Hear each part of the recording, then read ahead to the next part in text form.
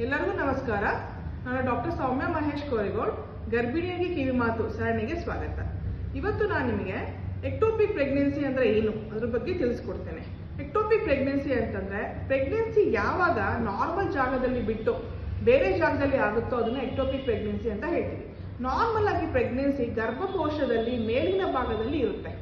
So ಅದು pregnancy ಅದು ಟ್ಯೂಬಲ್ಲಿ ಆಯಿತು, ಅಥವಾ ಇಲ್ಲಿ ನಾವು ಗರ್ಭಕೋಶ ಕಂಠದಲ್ಲಿ ಆಯಿತು, ಅಥವಾ ಅದು ಪ್ರೀವಿಯಸ್ ನಾವು LSCS ಮಾಡಿದಾಗ ಅಲ್ಲಿ ಸ್ಕಾರ್ ಮೇಲೆ ಆಯಿತು, ಅವಾಗ ಅದನ್ನು ನಾವು ಎಕ್ಟೋಪಿಕ್ ಪ್ರೆಗ್ನೆನ್ಸಿ ಅಂತ ಕರಿತೀವಿ.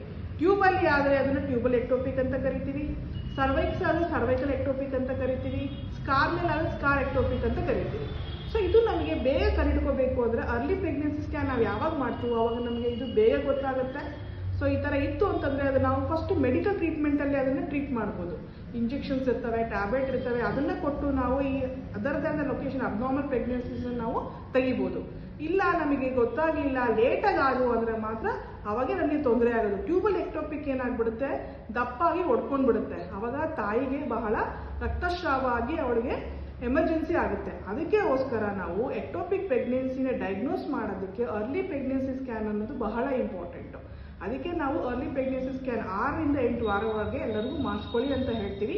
ಎಕ್ಟೋಪಿಕ್ ಪ್ರೆಗ್ನೆನ್ಸಿ ಡಯಾಗ್ನೋಸ್ ಆದ ತಕ್ಷಣ ನೀವು ಡಾಕ್ಟರ್ ಹೇಳ್ದಂಗೆ ಅವ್ರು ಹೇಳಿದ ಫಾಲೋ ಅಪ್ ಮಾಡಿ, ಅವ್ರು ಹೇಳ್ದಂಗೆ ಟ್ರೀಟ್ಮೆಂಟ್ ತಗೊಳ್ಳಿ. ಅವಾಗ ಎಮರ್ಜೆನ್ಸಿ ನಾವು ಸಿಚುವೇಶನ್ನಿಂದ ನಾವು ಅದನ್ನು ತಪ್ಪಿಸ್ಕೋಬೋದು. ಧನ್ಯವಾದಗಳು.